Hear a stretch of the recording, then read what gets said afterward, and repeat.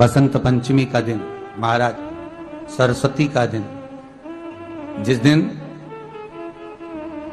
जो बच्चा पढ़ने में कमजोर होता है उसके हाथ से बसंत पंचमी के दिन सरसों के 31 फूल शंकर जी को चढ़ा दिए जाते हैं तो बच्चा पढ़ने में अव्वल निकल जाता है। उसके बच्चे को कभी नहीं कह सकते कि पढ़ने बैठ, वो खुद बैठेगा। केवल आज बसंत पंचमी का दिन, एक ही दिन चढ़ता है। और बाकी के सरसों के फूल आपको मालूम है कि रोग मुक्ति के लिए तो होते ही हैं। ये तो आपको पहले भी वर्णन किया महाराज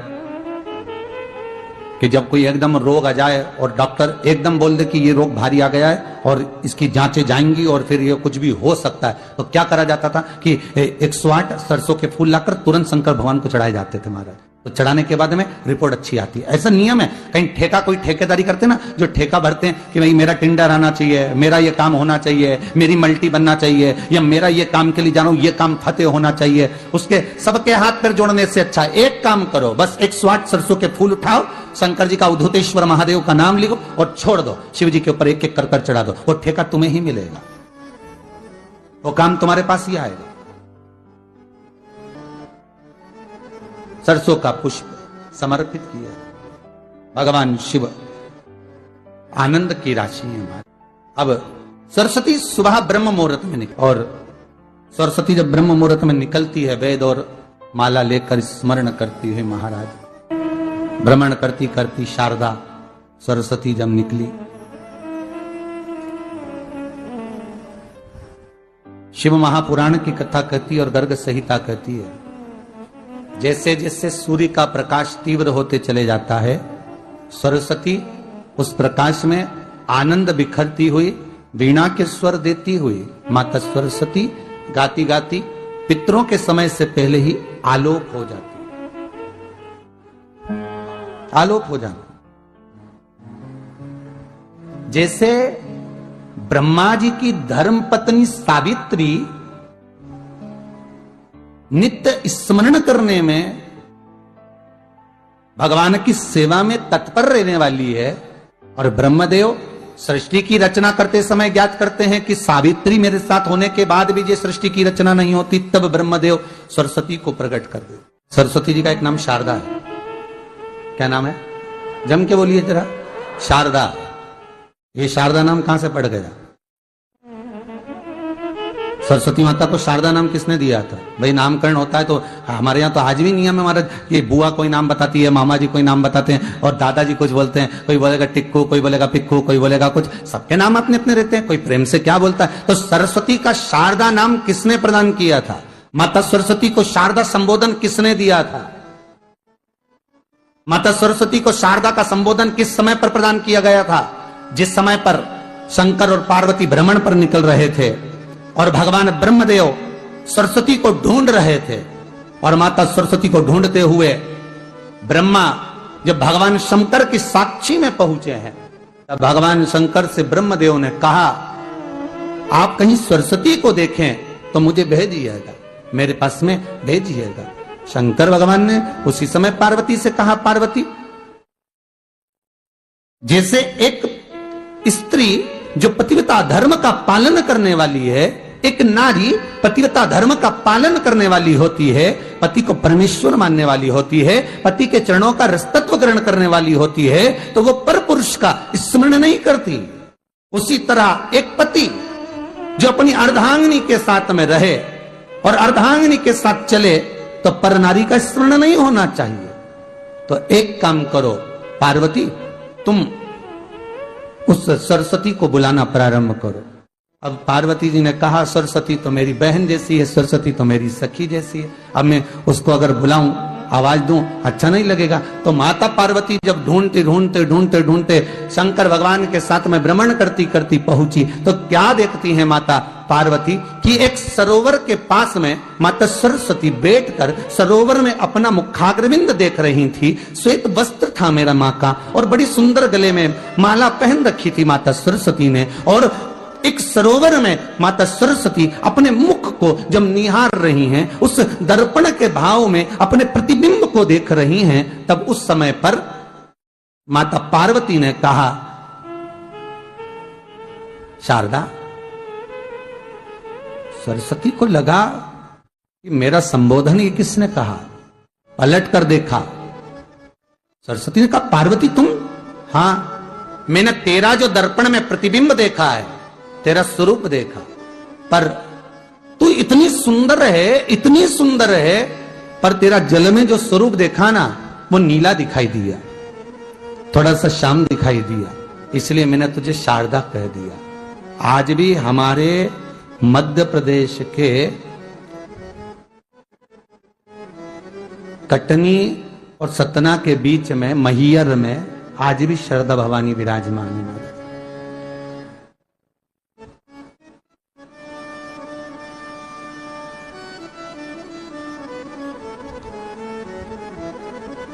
धार जिले में जाएंगे तो बाग क्षेत्र में मां बागेश्वरी, मां शारदा आज भी विराजमान। कहा, सरस्वती जी पूछी, पार्वती तुमने मेरे को शारदा क्यों कहा? क्योंकि तेरा जो प्रतिबिंब था वो श्याम नजर आ रहा था मुझे।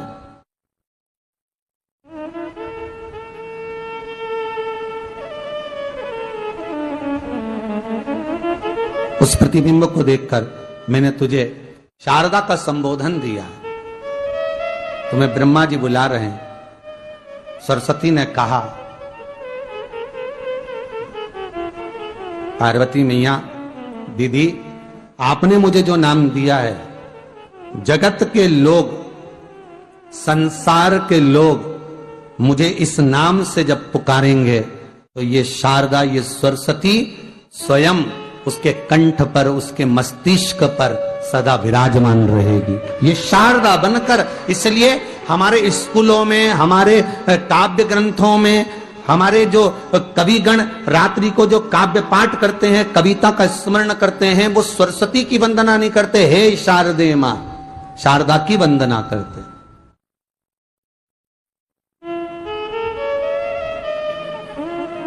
कभी आपसे कोई पूछ ले कि शारदा नाम पार्वती सरस्वती का कब पड़ा, तो आप बता सकते हैं कि ये माता शारदा नाम कोई सहज नहीं है। मां ढूंढने के लिए जब निकली, ब्रह्मदेव के कहने पर भगवान शिव के साथ भ्रमण करती। नाम का उच्चारण कोई सहज नहीं होता। कोई देखता होगा, दादाजी ने अगर किसी का नाम कुछ रखा तो कुछ सोच के रखा होगा, पिताजी ने अगर कुछ रखा है तो उसके मन में कुछ आया होगा तो रखा होगा, मम्मी ने अगर कोई नाम रखा है तो उसने कोई विचार कर कर रखा होगा। कोई नाम अगर किसी का रखा जाता है तो उसके अनुकूल रखा जाता है कि हो सकता है कि वो नाम की क्या उसके मन में चल रहा होगा। तो शारदा का संबोधन कोई सहज नहीं है। माता सरस्वती का एक नाम शारदा हुआ, इसलिए संबोधन में सरस्वती कम शारदे मां ज्यादा बोला जाता है। आप काव्य पाठ कर लो, नाम जाप कर लो, स्मरण कर लो। चाहे वो विकलांग पैदा हो, पर जो शिव ने सोचा, रोती हुई सुजाता हाथ में जल लेकर महादेव को समर्पित करती है और चरण पकड़ लेती है। चरण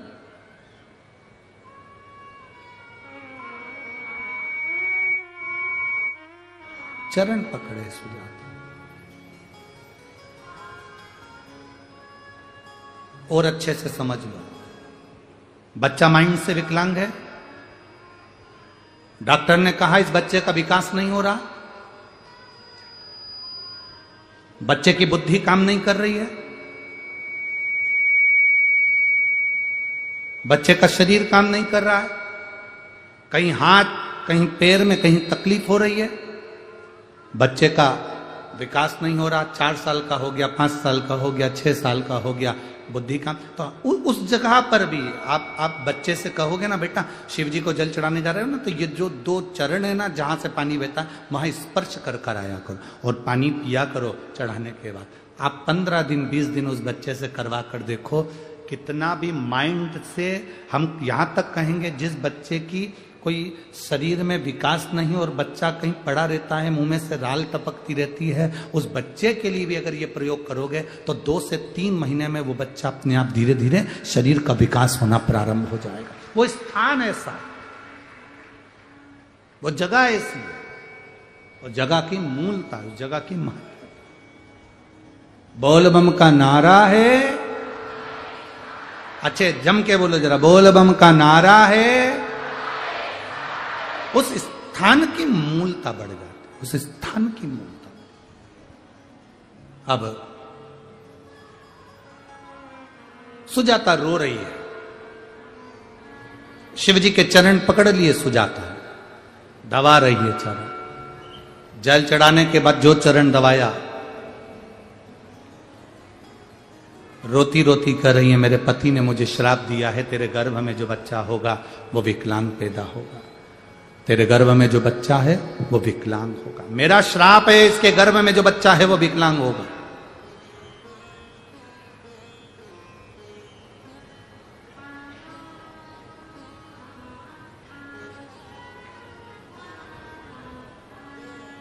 शिव कृपा करें।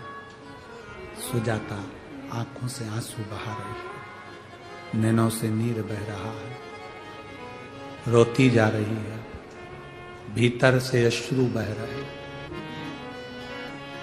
बाबा देवादिदेव महादेव सुजाता के सामने प्रकट होकर, क्यों रो रही है?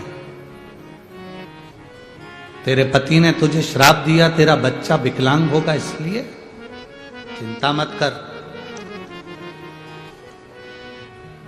टेंशन मत ले। हां, तेरे पति के श्राप से तेरा बच्चा विकलांग तो होगा, पर मेरा वर है, तूने मेरे चरण का स्पर्श करा,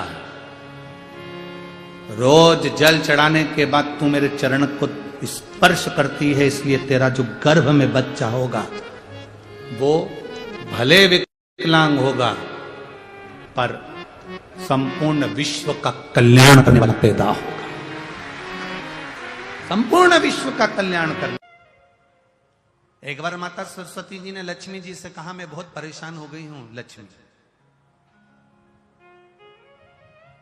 मैं बहुत परेशान हो गई लक्ष्मी। लक्ष्मी जी ने सरस्वती जी से पूछा, क्यों परेशान हो गई सरस्वती, बात क्या है? परेशान होने का केवल कारण इतना सा है कि मेरा काम है गायन करना, मेरा काम है जनमानस में जिसने बहुत अच्छा काम किया होता है उसका गायन करना, देवता में उसका व्याख्यान वर्णन करना। मैं इसलिए परेशान हो गई हूं कि 33 कोटि देवी देवता में केवल एक देवता ऐसे हैं, देवादिदेव महादेव, जो बिना सोचे समझे दान करते रहते हैं, बिना सोचे समझे पुण्य करते रहते हैं, बिना सोचे समझे दान करते रहते हैं, कुछ सोचते ही नहीं, उन्होंने उठाया और दे दिया। इनके दान का मैं व्याख्यान करते करते, इनके दान का वर्णन करते करते, इनके दान का गुणगान करते करते, इनके दान का महत्व कहते कहते कहते कहते मेरा मुख थक गया है, अब मैं करूं तो करूं क्या। इतने में लक्ष्मी जी बोली, जितनी तू परेशान है उससे दुगनी मैं परेशान हूं। अब लक्ष्मी जी ने जैसे कहा कि मैं परेशान, तो सरस्वती जी ने पूछा कि तू क्यों परेशान है? अरे भोलेनाथ जी का क्या है, कहीं पर भी चले जाते हैं, किसी को भी देख लेते हैं, एक लोटा कोई पानी चढ़ाते दिखता है, तुरंत खड़े होकर कह देते हैं, जा तेरे पास में संपदा की कभी कमी नहीं होगी। अब वो तो के आ जाते हैं, लक्ष्मी जी कर रही, इतनी ड्यूटी बढ़ गई, इतनी ड्यूटी बढ़ गई कि मुझे दौड़ दौड़ कर उनके यहाँ संपदा देने जाना पड़ता। अब मैं भी परेशान हूं। अब ये दोनों परेशान होकर ब्रह्मा जी के पास गए। अब ब्रह्मदेव से कहा, प्रभु, इतने में सरस्वती जी बोली, स्वामी स्वामी स्वामी। स्वामी जी ने कहा, क्या बात है? ब्रह्मदेव बोले, तुम दोनों आज मेरे पास किस लिए आई हो? सरस्वती जी बोली, मैं बहुत परेशान हो गई। लक्ष्मी जी बोली, मैं भी परेशान हो गई। सरस्वती जी बोली, क्यों परेशान हो गई? तो कहा कि शंकर जी का गुणगान गाते गाते, गुणगान गाते गाते, अब कोई आप एक माता ने कल पत्र लिखा था, उस पत्र में लिखा था कि अगर मैं पूरी जिंदगी शंकर का गुण, आपने वो बड़ा पत्र देखा था ना, उस पत्र में लिखा था कि अगर मैं पूरी जिंदगी शिव का गुणगान गाती रहूं कि शंकर जी ने क्या क्या दिया है, तो वर्णन नहीं कर सकती। जब इंसान की यह हालत है तो देवताओं की क्या हालत होगी? तो सरस्वती जी ने कहा, मैं गुणगान कर करके थक गई। लक्ष्मी जी करी, मैं दे दे के थक गया। इसलिए ब्रह्मा जी तुरंत उठकर बोले, तुम दोनों से ज्यादा मैं परेशान, तुम दोनों से ज्यादा मैं परेशान हूं।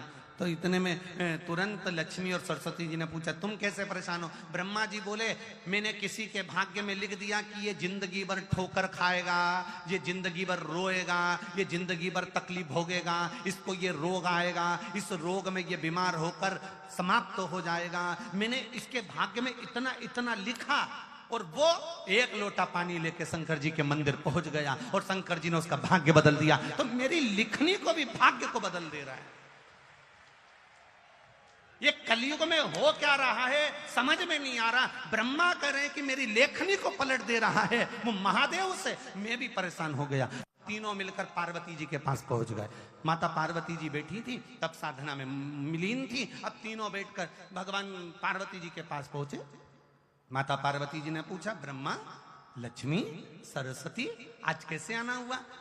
सरस्वती जी बोली, हम बड़े परेशान हो गए, तुम्हारे पति तब पुण्य कर रहे, तब पुण्य कर रहे, इतना दान कर रहे कि हम बोल बोल के थके जा रहे। लक्ष्मी जी दे दे के थकी जा रही है। अच्छा, और ब्रह्मा जी तुम कैसे आए? ब्रह्मा जी बोले, मैंने ललाट पर लिखा था कि ये दुख भोगेगा, तकलीफ भोगेगा, कष्ट भोगेगा, इसकी किस्मत में कभी मकान नहीं